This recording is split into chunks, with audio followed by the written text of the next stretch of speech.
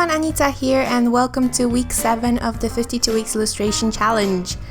The theme for this week is kindergarten, and I had a little bit of a problem with kind of a topic for my picture because I don't have any children, and I don't really have any recollection, like a lot of memories from my kindergarten times.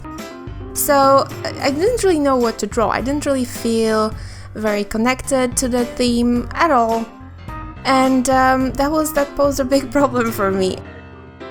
So, but I did some digging in my memory, and I remembered this times when I would go with my mom to the park during kindergarten. That was my favorite time, when she would pick me up before the nap time, and we would go for a walk.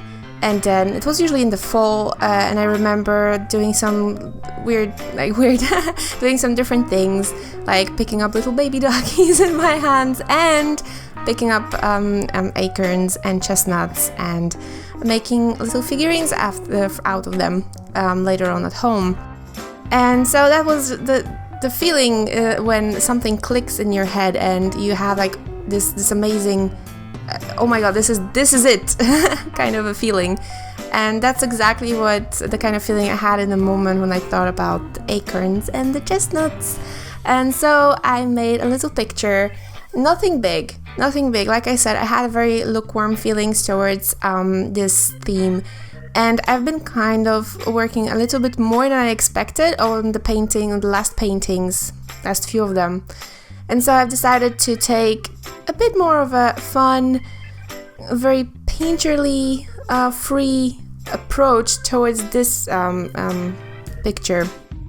So as you can see, there is not much of a detailed background going on. That was one of the things that actually got suggested by a friend of mine, and she said I should challenge myself and try to do a very minimal background.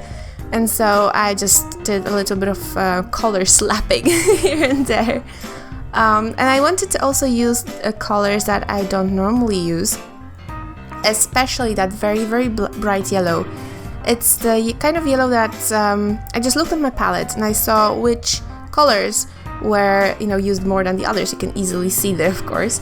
And the lemon yellow was, I don't even know if that's the name for it. I just call it lemon yellow because it has like this very cooler undertone.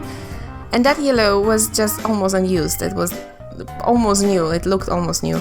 So I've decided, okay, this is the color I want to use, and of course green because of the leaves, and just it fits with the yellow. It felt really, really good. And as you can see, I'm still working on the background here. I'm almost done. It's just a lot of wet on wet action. I've covered the figures with the masking liquid before. That's actually kind of from the week before when I was so disappointed in the masking liquid, and I wanted to do this, exactly this. Taking off the masking fluid is so satisfying. Of course, here you can see that I'm pretty rough with it. That's actually not the case. You still have to be really careful because that liquid can tear your paper if you're not paying attention. But ideally, I really love when you can just pull it in one piece. So yeah, it looks really, really rough. But I was actually really gentle with it because yeah, it's I tore my paper a few times doing this. So yeah, careful with the masking fluid. And I really wanted to continue this watercolor effect. Just by watercolor effect, I usually mean that I'm not doing flat washes.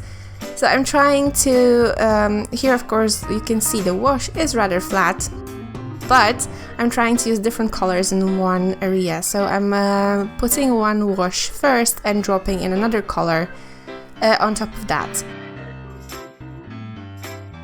Because these are acorns, this little butterfly is made out of acorns. So I wanted to mix the colors just so that they would look like acorns without touching them up with colored pencils too much later on, or with soft pastel, just without shading. So I actually wanted to do almost all the shading with watercolor. That was also part of my challenge for this week. And of course red hair, because why not? That was one thing as well. I didn't want to do the things I would normally do. So even though the girl has orange hair, it's just a small spot in the whole painting, so I felt like it was okay. But I really wanted to make the dress blue, and it was really hard to stop myself from doing it. But then I actually dropped a little bit of yellow in there. At first I just thought, you know, maybe the white dress would kind of like reflect some of the background color. But then I saw this yellow with the red hair. I was like, wow, this is so nice. This looks so amazingly cool with the yellow dress. And so I just left it there without almost any shading afterwards. I'm just adding colors in layers when I feel that I didn't add enough in the first layer, in the wet on wet layer. And here, because acorns, if you know, they have little stripes in them, and I'm trying to add them with watercolor, but in the end I actually come up back and add it with colored pencil a little bit better. But I was trying my best, okay? So that's the challenge. So the little boy is sitting on a horse. It's actually a unicorn / Pegasus, so it's a pegacorn. And he's made entirely out of things you could probably make it at home yourself. They're basically 2 chestnuts and some matchsticks and some yarn for the hair and the tail, and then 2 leaves for the wings. And I really like this idea. Usually when I make this kind of small detailed pictures, I don't do much shading. So the painting process is actually quite boring in itself. Pretty much the background was the most exciting, because I really like doing wet on wet washes, even though they're so I really like to have the painting under control. And when you're painting wet on wet, you don't always have, you know, the control over what the paint is doing, because it's just moving naturally. And it's really freeing to do it once in a while, but I can only do it in paintings like this one when I'm not really concerned how it will come out when it's not for someone else. And if it was for someone else, I would probably be a bit more afraid to use the wet on wet technique. So painting for yourself is always really, you know, it refreshes your mind. So it's always good to paint something, even if it's small. Here, my favorite blue. It really looks nice when you put it in a small area. And this boy, I really like the clothes. I don't actually draw boys that are more like male characters that often, but sometimes it just doesn't fit when it's a girl. I just felt like this was like a, you know, boy and its horse and his horse, like the Narnia story. It's just a boy and his horse, and it had to be a boy, it couldn't be a girl. So and I wanted him to have this kind of like fancy clothes, like something like he was actually at school or something, some kind of gathering, and he had a bit more fancy clothes. But then he had this adventure either in his head or he was just playing with something. So he has, you know, this little vest, a green vest, and his pants are rolled up, and so are the sleeves of his white shirt, just to show that he's actually free at the moment. And the story actually behind this picture, when I was drawing it, what I imagine is that this boy actually stole, or just like, you know, just took the hat from the acorn butterfly, and that's why the girl is behind him, because she's trying to get it back. But they're just playing, it's nothing, you know, vicious or anything. They're just teasing each other, and I thought it was really cute. This was fun to draw, these little I wanted to have like a little bit more of a nowadays unicorn feel. So unicorns are usually rainbows and sparkles and stuff like that. That's why the rainbow tail. And it was actually suggested to me, because at first I didn't really know, but I didn't really add anything, because when I was making those figurines as a child, of course I wasn't paying attention to it being a unicorn. I don't even think that I knew what a unicorn was. So but here actually it fits really nicely, and it adds a little bit of a nice genuine touch. Like, it really just looks like something a child would make, I think, at least. And as you can see there, I tried to add a pattern to the vest, but because of the masking fluid, the surface of the paper is just slightly damaged. I wouldn't say damaged even, it's just slightly rougher, and it takes the water differently than a regular surface would. And so the water spreads much more than it just doesn't stay in one place. So when I was making those little shapes, you could see that the water was seeping into paper, like around where it was not supposed to be. And so I left it, and initially I wanted to finish it with colored pencils, but then I kind of came back, used a lot less water, and just pretty much used paint. That's why I'm because there's no water on the paintbrush, I have to reload the paintbrush much more often. But in the end, it looks amazing. I really like this little pattern detail. It added to that fancy look. And here are other fun parts. I really actually liked painting those leaves, even though I wasn't sure where to go with them, because acorns and chestnuts are part of fall. But I didn't want this painting to have fall colors, and because I did such a bright background, I couldn't really go for the fall colors anymore. And so I started with filling in the chestnuts because they had to be brown. But at the same time I was brainstorming on the colors I could use. And because on the boy's cap was a little acorn leaf, is that even a word, acorn leaf? But from the same tree, the oak tree, oh my god, it's an oak leaf. I'm sorry, just a bit of brain freeze there. So the oak leaves had to be the same as the boy had on his hat, so that was, I could just go with those colors. And from there I just kind of looked on the picture and kind of thought what would fit with the background and those pieces that were already painted.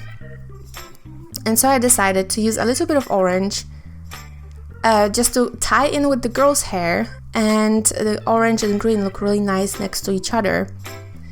And it kind of fits with because of course it made you think about fall for leaves, but because the colors were so bright, they also fit with the background. So even though I promised myself not to use orange on this picture, but it's just whatever fits, it fits, so it's okay. And on this big leaf here, I'm using all the colors that I used before. Same idea, just to tie everything together. And as you can see, I still don't have any shadows under anything. And for a very long time, I was actually painting this, and I was thinking, oh, this looks so bad. Why does it look so bad? And then I realized it's because the shadows weren't painted in, and it kind of looked like just slapped on there, like just something that was like pasted, instead of an actual object that had a substance. And it took me a really long time to realize that, so another brain freeze there. So you don't see me actually adding those shades till much later. Here I'm adding another layer of color because when watercolor dries, kind of, especially when you add a lot of water to it, like I do, it loses a lot of its vibrance. And so I tend to come back afterwards, like in the next layer, and add some extra layer of the same color on top. And then if I still see that it's not vibrant enough, I will come back with colored pencils. And this is just purely because of my style of painting, because I mix a lot of colors together, and because of that they come really mudded.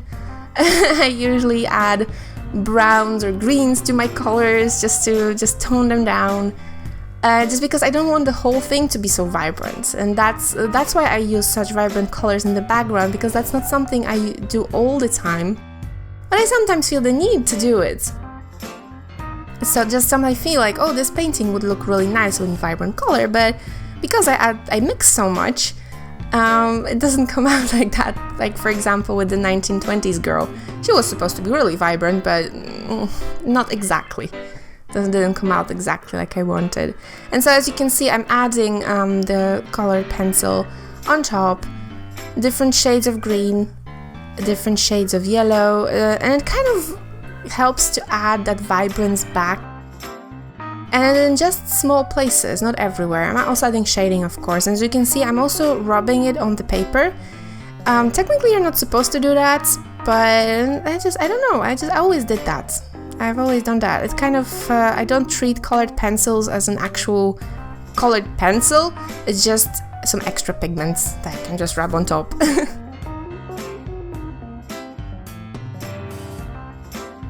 I had a bit of a problem with the boy and the girl's mouths because they're so small, and because I wanted the boy to be laughing, but I wanted the girl to have actually a bit of a closed teeth, a smile, if that's even an expression. And to me, when I'm looking at it now, it makes sense, but when I thought about it a little bit more, it just looks like the girl's face is not colored in properly. Well, the boy has an open mouth, which is shaded. So that's something I have to think about in the next painting, I think, just to plan it a little bit more ahead, because this was such a small painting. I couldn't really put any shading in the girl's mouth because it would just look wrong, just very dark and dirty, basically dirty. I'm adding shading to the acorns. Acorns are really shiny. They're just very velvety and shiny, so I'm adding just a little bit of black at the edges. I didn't want this to be too dark. That was my big concern, that because it's such a nice, the colors were really vibrant. I was really proud of myself. As you can see, there was not even much Copic. I don't think I actually added a little bit of Copic at the very end, in the leaves at the bottom of the painting. But I only used colored pencils to shade, colored pencils and watercolor. And because of that, the vibrance was really substantial. And so I didn't want to make it too dark. And I was really reluctant to use too much black to shade the acorns, but because of that, they don't actually look as shiny as I would like them to. And I felt that was a bit of a shame, but that's the kind of thing that you have to think about, that every piece of your painting is cohesive, you know, that exists together. It's not something that one thing is shaded more than the other. All of the things have to be shaded the same. That's when the painting kind of looks like one thing instead of just random pieces slapped together, at least in my opinion. That's of course just personally, I'm looking at my own style of painting. And that's also why I usually work in layers. That I will do a layer of watercolor and a layer of colored pencil, instead of just doing one piece and then moving to another. It's because I'm afraid at some point I will overdo one part, and I've done that in the past. I've overdid the shading in one part, and then I would have to fit everything, shade everything to fit with that one part, and usually that's two troubles. I don't like that. I like to be a bit more free with the say, you know, when I want to finish the painting process. So, and we are done with the coloring, and I'm only adding a few little white details. There was not much needed. I left because of the white area around it and the whole watercolor effect, not flat background. I didn't really need that much white. It's mostly when you look at the painting, I feel when it needs more white and when it doesn't. And in here I was really pushing it because I was adding it in places where it wasn't needed at all. But I just really like to add it. So and those really big, I was really nervous when I was making this big shiny piece because it's so big. I never do them that big, but the acorns need it. They need to be really shiny. I really feel like gathering some, not acorns, chestnuts, I'm sorry.